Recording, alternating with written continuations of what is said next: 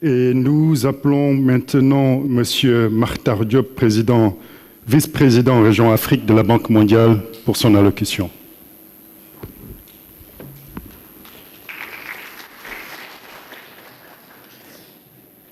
Excellences, Monsieur le Président de la République du Sénégal et Président du Comité d'organisation et d'orientation des chefs d'État et de gouvernement du NEPAD, Excellences et Messieurs et Mesdames les chefs d'État, le Président Goodluck, le Président Keïta, le Dr Zuma, Dr Imayaki, Dr Lopez, Dr Kaberuka, Monsieur le Président de l'Assemblée nationale du Sénégal. Mesdames et Messieurs, j'apprécie à cette juste valeur, cette opportunité que vous me donnez de pouvoir m'adresser à cette auguste Assemblée sur le financement des infrastructures, un enjeu aussi crucial pour le développement d'Afrique, particulièrement quand cela se passe dans mon propre pays, le Sénégal.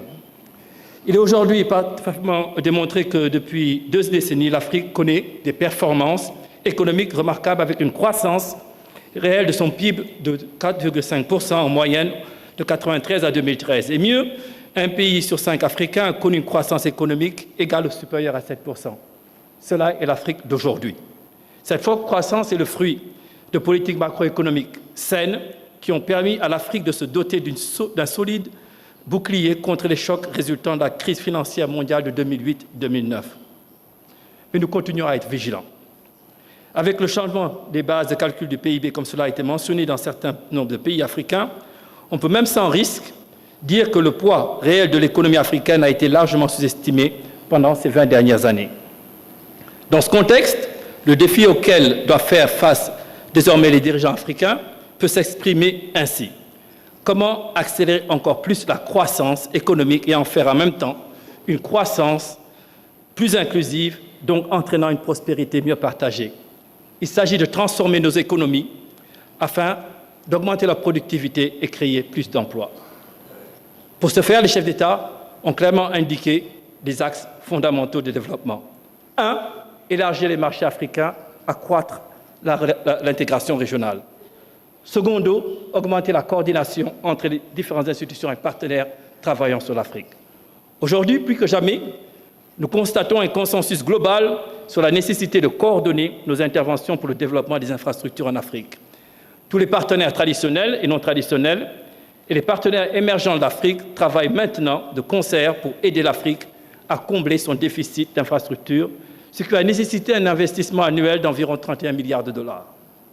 Les dirigeants africains ont démontré une vision claire qui leur a permis d'établir des priorités régionales d'investissement consignées dans le PIDA, Programme de développement des infrastructures en Afrique, en vue d'accroître la productivité des économies africaines et de créer des emplois, notamment pour les jeunes et les femmes. Pour ce faire, 2 piliers doivent être établis. Premièrement, renforcer le capital humain. Deuxièmement, augmenter la création des infrastructures. En ce qui concerne le premier pilier, il y a 3 jours de cela, en ce même lieu, Son Excellence le Président Macky Sall a présidé le second forum international sur les compétences en sciences appliquées, ingénierie et technologie. Dans son appel à l'action, ce forum a encore plaidé pour le renforcement du contenu scientifique de l'enseignement secondaire et tertiaire, considéré comme une composante essentielle de la transformation économique de l'Afrique. Cet engagement pour la science et la technologie, ainsi que le développement des compétences exigées par le marché, sont des éléments clés pour faire émerger le capital humain indispensable au développement des économies africaines. Cela suit l'initiative lancée par le président Kagame à Kigali il y a quelques mois de cela.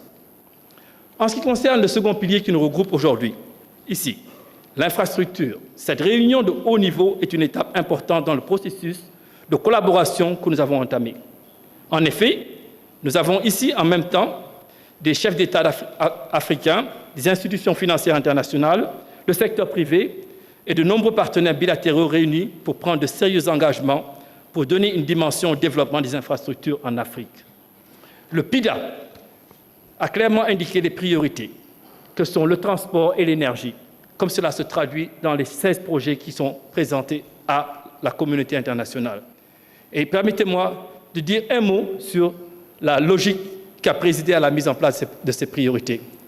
Le système du transport africain était totalement articulé autour de l'exportation de matières premières vers les puissances coloniales. Aujourd'hui, les dirigeants africains ont vu l'importance d'augmenter la taille de nos marchés africains et d'accroître la croissance qui serait liée à un commerce interafricain qui serait beaucoup plus important.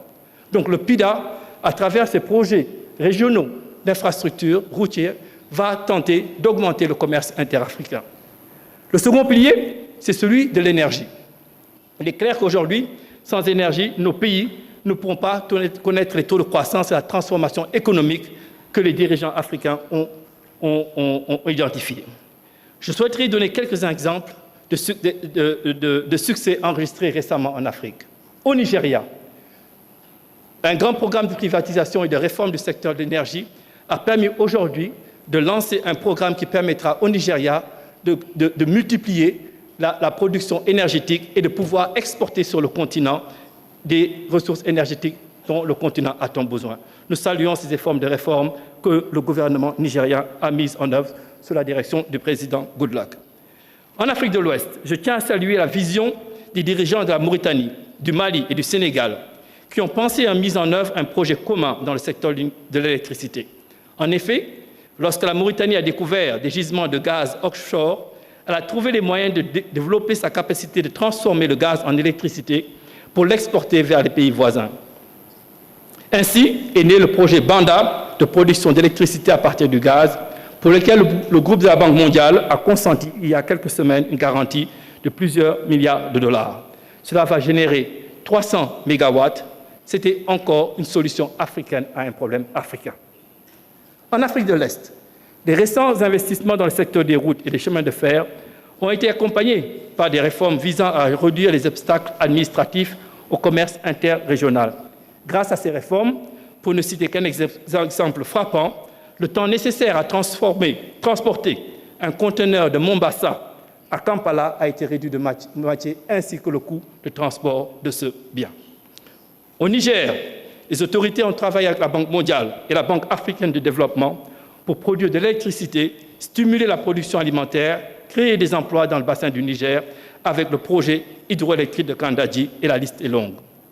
Ces résultats probants sont la preuve de la meilleure coordination de tous les acteurs publics et privés dans le secteur des infrastructures. Il s'agit pour nous de reproduire à grande échelle ces expériences pilotes qui ont connu des succès, l'autoroute à péage au Sénégal, la réforme de l'électricité au Nigeria. Et je peux vous garantir que la Banque mondiale, en coordination avec les institutions africaines, travaillera à apporter une solution commune et coordonnée entre les institutions de développement en Afrique. Avec la Banque africaine de développement, nous soutenons Africa 50. Nous soutenons toutes les initiatives qui ont été développées au sein du continent et qui nous permettront de faire ce bond qualitatif qui transformera nos économies en économies exportatrices de biens, de matières premières, à des économies qui compétissent sur le marché des produits finis et qui créeront des emplois pour nous tous. Aujourd'hui, je souhaiterais encore une fois remercier les chefs d'État pour la confiance qu'ils donnent à notre institution et dire que nous sommes à l'époque, au moment où nous pouvons dire « Yes, we do, not yes, we can ». Merci. Merci, Monsieur Diop, pour votre allocution.